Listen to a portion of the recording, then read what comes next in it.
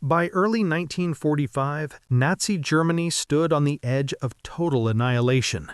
Once dominant armies had been shattered, cities lay in ruins, and the illusion of an invincible Third Reich had collapsed under the combined weight of Allied power. In the east, the Red Army surged relentlessly toward Berlin, crushing everything in its path. In the west, British and American forces crossed the Rhine, pushing deep into the German heartland. To the outside world, the end of the war seemed inevitable. Yet beneath the rubble of Berlin, hidden from both bombers and civilians, Adolf Hitler retreated into an underground fortress that would become the final nerve center of the Nazi regime. This was the Führerbunker, a concrete labyrinth where Germany's dictator would spend his final days, cut off from reality, surrounded by loyalists, and haunted by defeat. In 1945, after the war in Europe ended, British intelligence officers would begin unraveling the secrets of this bunker, reconstructing what truly happened inside during the Reich's final collapse. The Führerbunker was not a single structure, but a complex system of underground shelters built beneath the Reich Chancellery in central Berlin. Construction began in the 1930s, but it was expanded significantly during the war as Allied bombing intensified. By 1944, a deeper, more reinforced section had been completed, designed to withstand the heaviest air raids. Buried nearly 9 meters underground, the bunker was protected by thick concrete walls and ceilings, some more than 4 meters thick. Despite its defensive strength, the bunker was never meant to be a long-term residence. It was intended as a temporary refuge during air raids. Yet as Germany's military situation deteriorated, Hitler chose to make it his permanent headquarters, sealing himself beneath the city he had sworn to defend to the last. British intelligence later noted the irony of this decision. The man who had once commanded armies across Europe now ruled from a series of narrow corridors, low-ceilinged rooms, and poorly ventilated chambers. The bunker was functional but far from luxurious. The air was stale, the lighting dim, and the atmosphere oppressive. Inside, the constant vibration of explosions could be felt through the concrete. Soviet artillery closing in from all sides turned Berlin into a hellscape above ground, while below, Hitler and his inner circle clung to fantasies of reversal and salvation. In January 1945, Adolf Hitler descended into the Führerbunker for the final time. He would never leave it alive. British post-war reports reconstructed this moment as a psychological turning point. Until then, Hitler had continued to move between various headquarters, still believing he could direct the war personally.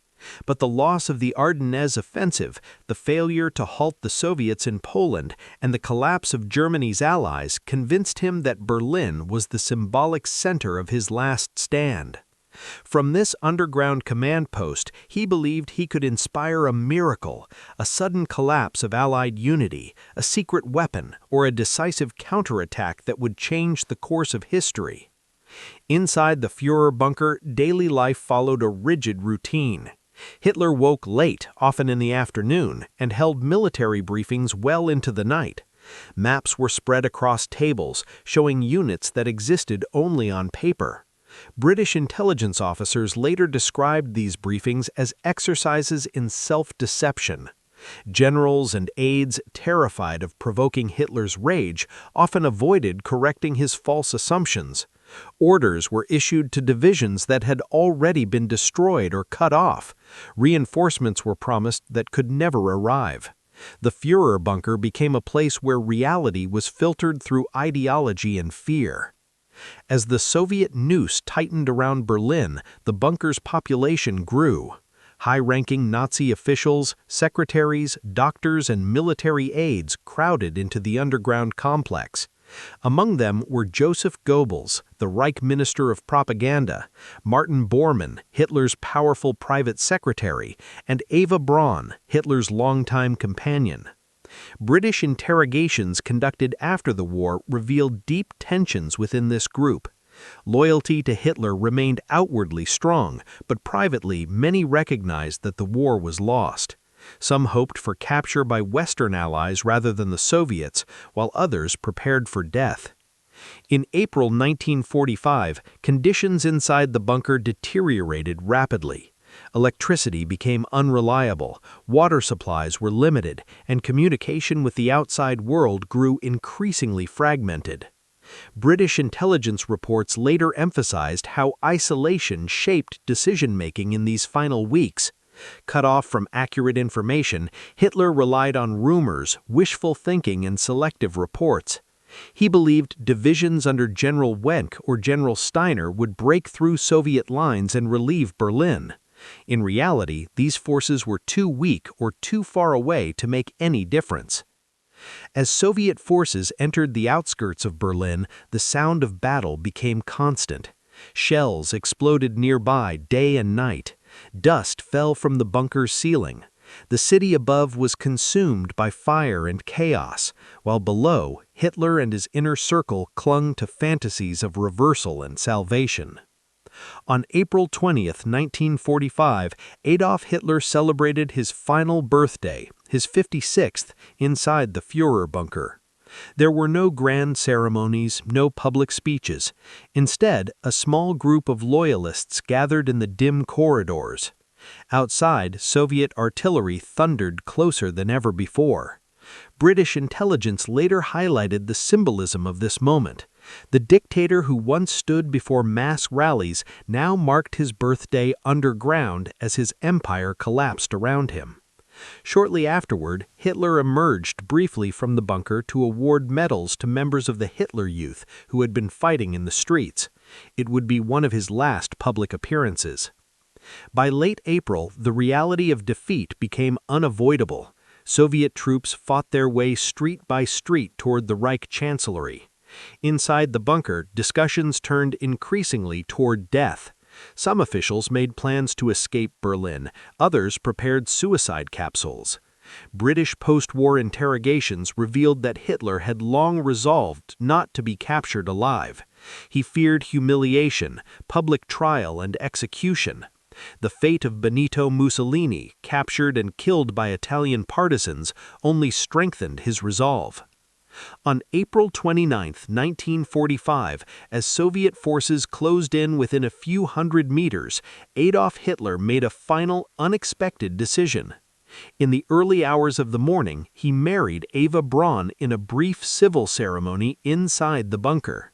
The event was subdued and surreal, conducted in the midst of collapse. British intelligence officers later interpreted the marriage as both a personal gesture and a symbolic act, a final assertion of control over his destiny.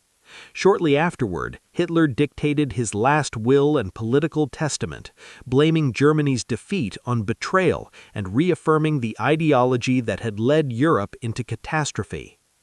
The final hours of the Führerbunker were marked by tension, fear, and grim resolve. Orders were given to destroy documents, cyanide capsules were distributed. The sounds of battle grew louder, shaking the walls. Those inside understood that the end was near. British intelligence, reconstructing these events after the war, would rely heavily on survivor testimony to piece together what happened next, testimony that would form the foundation of the historical record surrounding Hitler's death. As dawn broke on April 29, 1945, the Führerbunker existed in a state of suspended dread. Above ground, Berlin was no longer a functioning capital, but a battlefield of ruins, smoke, and corpses. Soviet artillery pounded relentlessly, each explosion echoing through the bunker's concrete shell like a funeral drumbeat. Inside, the atmosphere was tense and claustrophobic. British intelligence officers would later describe the bunker during these hours as a sealed world detached from reality, where time seemed distorted and events unfolded with an eerie inevitability. Those who remained understood that the Third Reich had reached its final moments, yet the rituals of authority and obedience continued almost mechanically. After completing his marriage to Eva Braun and dictating his final testament, Adolf Hitler spent the remainder of April 29 meeting with members of his inner circle. Witnesses later questioned by British and Allied investigators described these encounters as subdued and emotionally charged. Hitler thanked secretaries for their loyalty, shook hands with aides, and spoke of sacrifice and destiny. There was no apology, no admission of failure. Instead, he repeated familiar narratives of betrayal and insisted that history would one day vindicate him. British analysts later noted how this behavior reflected a lifelong refusal to accept responsibility, even in the face of absolute defeat. Throughout the bunker, preparations for death intensified. Joseph Goebbels, still fiercely loyal, declared that he would not survive the Führer. Martin Bormann focused obsessively on documents, attempting to preserve or destroy records according to Hitler's final wishes. Doctors tested cyanide capsules on animals to confirm their effectiveness, a grim task carried out with chilling detachment. British intelligence reports later emphasized the surreal normality with which these actions were conducted, as if suicide and collapse had become routine administrative matters. In the early afternoon of April 30, Hitler retreated to his private living quarters with Eva Braun. Those nearby later recalled a heavy silence settling over the bunker. Around 3:30 p.m., a gunshot was heard.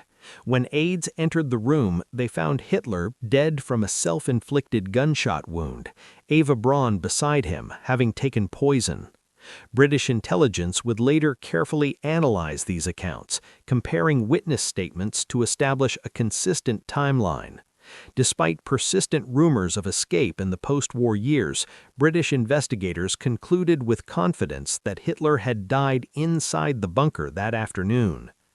Following Hitler's death, his body and that of Eva Braun were wrapped in blankets and carried up the bunker stairs into the garden of the Reich Chancellery. There, under sporadic Soviet shell fire, the bodies were placed in a shell crater, doused with gasoline, and set ablaze. Witnesses later told British interrogators that Hitler explicitly ordered this to prevent his corpse from being displayed by the enemy. The scene, described in post-war British summaries, was stark and symbolic. The leader who had orchestrated destruction across Europe reduced to ashes amid the ruins of his capital. With Hitler dead, authority passed briefly to Admiral Karl Dönitz, named as successor in Hitler's testament. Yet inside the bunker, this transfer of power meant little. Soviet troops were only meters away. Joseph Goebbels attempted to assert leadership in Berlin, but quickly realized the futility of resistance. On May 1st, he and his wife poisoned their 6 children before taking their own lives.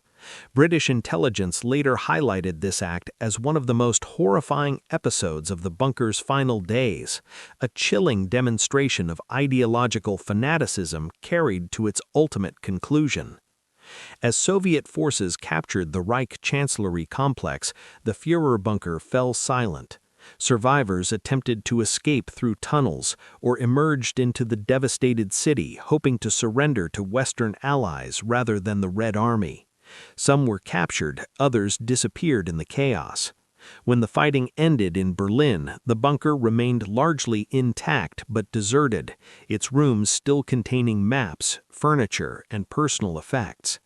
It was into this abandoned underworld that Allied investigators would soon descend. Although the Soviet Union controlled Berlin, British intelligence played a crucial role in reconstructing events inside the bunker. British officers conducted extensive interrogations of captured Nazi officials, secretaries, guards, and medical personnel. These interviews were methodical and cross-referenced, designed to separate rumor from fact. British investigators were particularly determined to confirm Hitler's death, aware that uncertainty could fuel dangerous myths. Their findings, compiled in detailed reports, concluded unequivocally that Hitler had not escaped and that the Führerbunker had indeed been the site of his end. British analysts were struck by the contrast between Nazi propaganda and the bunker's reality. For years, Hitler had portrayed himself as a heroic leader, fearless and resolute. Yet the bunker revealed a different truth. A man isolated, increasingly paranoid, physically deteriorating, and disconnected from the suffering he had unleashed. British reports emphasized how the bunker functioned not as a command center of effective resistance, but as an echo chamber where ideology drowned out reality. In the months following the war, Allied authorities debated what to do with the Führerbunker. It was not preserved as a monument, nor was it immediately destroyed. British officials supported efforts to document the site thoroughly before sealing it, understanding its historical significance, but also recognizing the danger of it becoming a shrine for extremists. Portions were eventually demolished, others buried, and for decades the bunker remained hidden beneath post-war Berlin, its exact location known only to historians and officials. British post-war publications and intelligence summaries helped shape the global understanding of Hitler's final days. By relying on evidence rather than speculation, they dismantled myths of secret escapes and underground resistance. The image that emerged was not of dramatic last stands or noble sacrifice, but of collapse, confusion, and despair. The Führerbunker became a symbol of how authoritarian power structures can implode from within, consumed by their own lies and delusions. Today, the story of Hitler's bunker serves as a warning etched into history. It reminds us that absolute power, when built on hatred and fear, ultimately leads to isolation and ruin. Revealed through the careful work of British and Allied investigators in 1945, the bunker stands not as a relic of strength, but as a testament to failure. Beneath the shattered streets of Berlin, the Third Reich did not end in glory, it ended in silence, darkness, and ashes.